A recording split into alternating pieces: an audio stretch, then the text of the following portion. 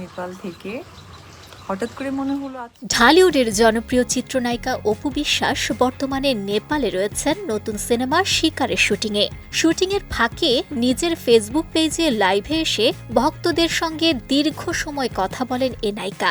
এ সময় সিনেমায় অনিয়মিত হওয়া, ব্যক্তিজীবন, সমালোচনা এবং নতুন কাজ নিয়ে নানা প্রশ্নের জবাব দেন তিনি।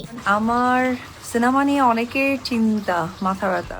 লাইভে অপু বিশ্বাস বলেন, বর্তমানে তার সবচেয়ে বড় অগ্রাধিকার ছেলে।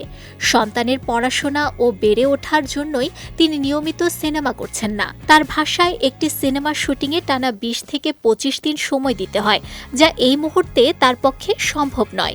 বিশেষ করে কয়েক বছর আগে মাকে হারানোর পর সন্তানের প্রতি দায়িত্ব আরও বেড়েছে বলে জানান তিনি। আমার হেল্পিং হ্যান্ড আমার সন্তানের জন্য আমি।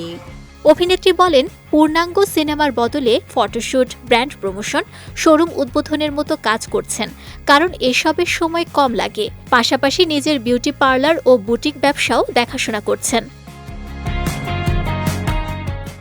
ব্যক্তিজীবন নিয়ে নানা আলোচনা সমালোচনার প্রসঙ্গ টেনে অপু বলেন, কোনো কাজ করলেই সেটিকে নেতিবাচকভাবে দেখা উচিত নয়। ২ দশকের অভিনয় জীবনে তিনি জানেন কিভাবে নিজেকে উপস্থাপন করতে হয়। তিনি আরও দাবি করেন, একসময় যে ধরনের কাজ নিয়ে তাকে সমালোচনার মুখে পড়তে হয়েছিল, এখন সেই কাজই অনেক শিল্পী নিয়মিত করছেন।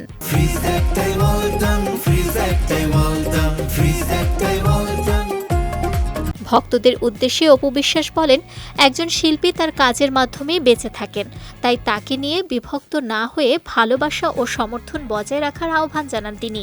সমালোচনা নিয়েও তার কোনো আক্ষেপ নেই, বরং তার ভাষায় ইতিবাচক বা নেতিবাচক সব ধরনের আলোচনাই প্রমাণ করে মানুষ এখনো তাকে নিয়ে কথা বলে।